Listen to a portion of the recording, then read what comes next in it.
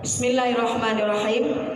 Assalamualaikum warahmatullahi wabarakatuh.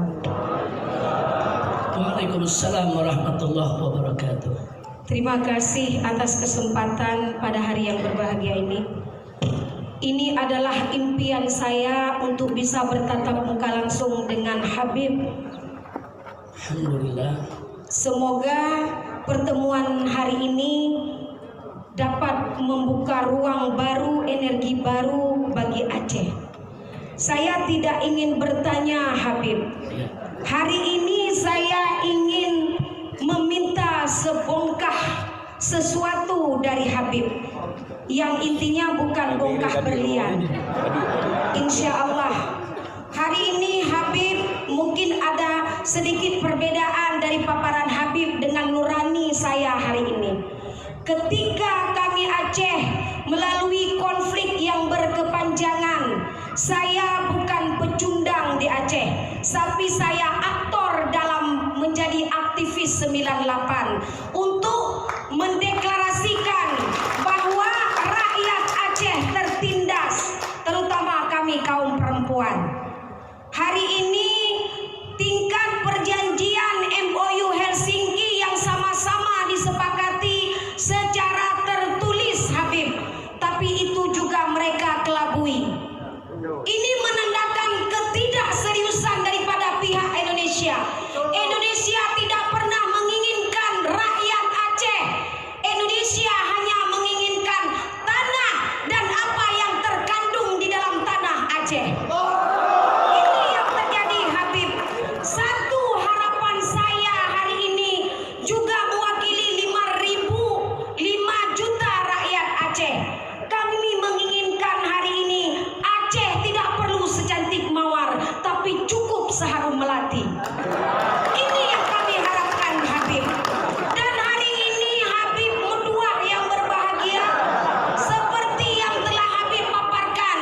Kalau orang Aceh bilang menyo urang Aceh tatua, nyo menyo kata luka hati bu lebehan ji pedaba, tapi menyo tatua dum dumpat je taraba. Nanti Habib diterjemahkan oleh Tubuka ini.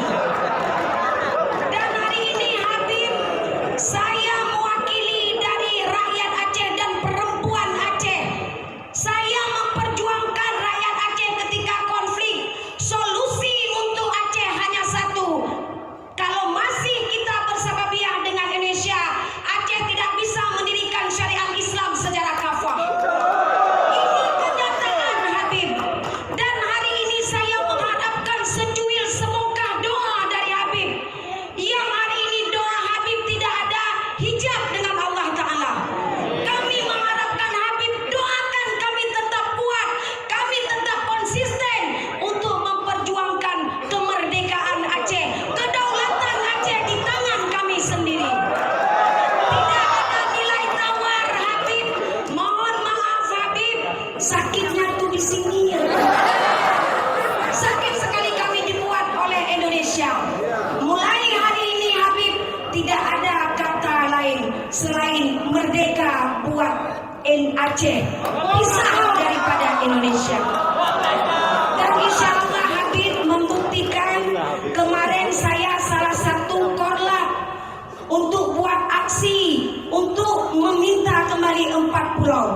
Itu pun masih remang-remang surat yang tidak jelas diberikan oleh orang Indonesia. Tidak ada nomor surat dan tidak ada stempel, menandakan Indonesia masih berpura-pura dengan Aceh. Insya Allah Habib, mohon doa Habib. Tidak ada kata mundur dari kami rakyat Aceh. Satu kata, cak Pak Binteh labang Mbak Papen. Lagi ulama ke mutu merdeka, hanjen muduka. Ini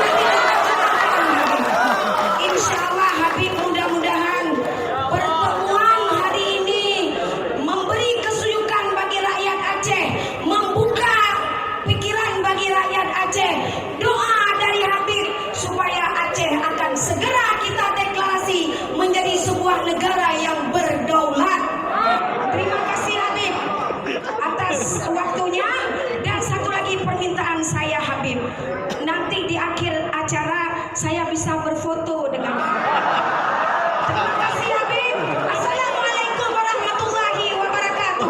Takbir. Terima kasih, jazakumullahu khairal jazak. Semua tadi yang sudah disampaikan, baik itu berupa pernyataan atau berupa usul, saran, pertanyaan, saya lihat semuanya bagus, fokus, dan serius ya kawan. Saya mulai dari yang pertama tadi, luar biasa Bu Fitriani, semangat merdekanya. Cut Linda, Ibu Cut Linda, maaf, luar biasa semangat untuk merdekanya. Jadi betul yang beliau katakan tadi, mungkin antara saya dengan beliau ada beberapa perbedaan pendapat, perbedaan pandangan. Tapi perbedaan pandangan tersebut tidak mesti kita punya sikap yang berlawanan yang mengantarkan kepada perpecahan. Maaf Ibu Cut Linda, kalau saya sebagai ibu, mungkin sikap saya sama dengan ibu.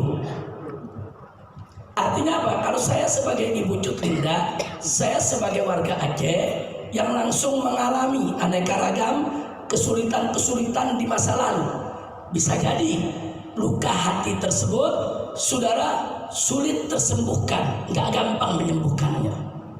Tapi sekarang saya bicara, saya sebagai seorang dai, sebagai seorang ustadz, saudara, yang walaupun tidak mengalami apa yang diderita oleh masyarakat Aceh, tapi setidaknya saya mendapatkan informasi, saya kaji, saya hati-hati, dan saya bisa merasakan agar saya bisa bagaimana suka duka orang Aceh juga harus menjadi suka duka saya.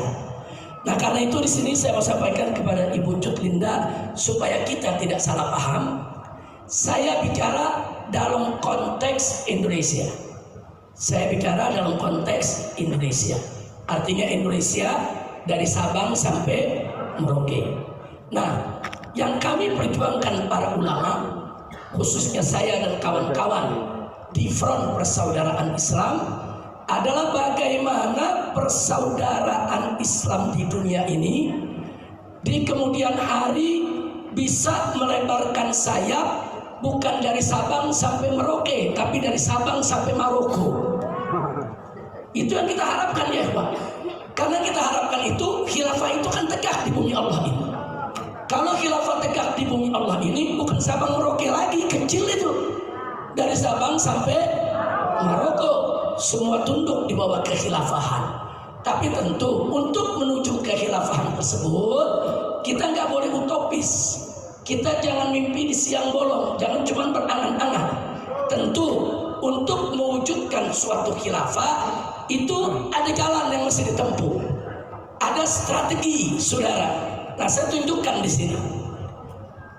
Saya tunjukkan bahwa dulu Front Pembela Islam, yang kemudian sekarang ada Front Persaudaraan Islam, kita itu membuat 10 langkah bagaimana menciptakan khilafah Islam agar tegak di dunia. Sebab begini Pak, Bu, maaf ya, kalau kita di Indonesia teriak-teriak tegakkan khilafah, hapus NKRI, hapus Pancasila, hapus Bhinneka Tunggal Ika, belum berjuang udah ditangkap semua. Ini fakta. Baru ngomong ditangkap. Saudara, HTI dibubarkan gara-gara kampanye khilafah. Belum bergerak dibubarkan ya kawan. Nah, maka itu saya tidak mengatakan itu tidak ideal, tidak. Meneriakkan khilafah bagus karena itu kewajiban agama.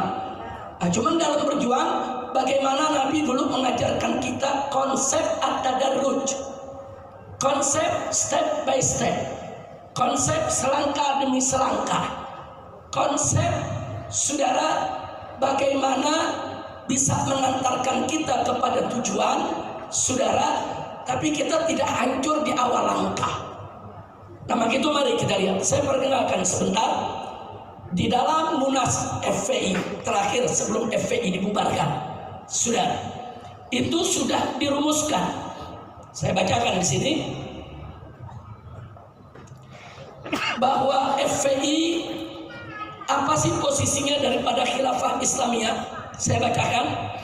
FPI harus ikut berperan aktif dalam upaya menegakkan khilafah Islamiyah alamiah. Alamiah itu internasional, saudara, sesuai syariat melalui langkah-langkah logis realistis yang elegan dan bertanggung jawab serta sejalan dengan napas kemajuan dunia, yaitu dengan mendorong, ada 10 poin. Saya mulai dari yang pertama. Yang pertama adalah peningkatan fungsi dan peran organisasi konferensi Islam. Bapak Ibu mesti tahu di dunia ini kita punya OKI, organisasi konferensi Islam. Seluruh negara Islam atau negara-negara yang mayoritas Islam atau negara-negara yang dipimpin oleh orang Islam atau negara-negara yang di dalamnya terlihat syiar Islam, semua bergabung di satu organisasi internasional yang bernama Organisasi Konferensi Islam. Jadi seluruh dunia Islam menjadi anggota organisasi ini.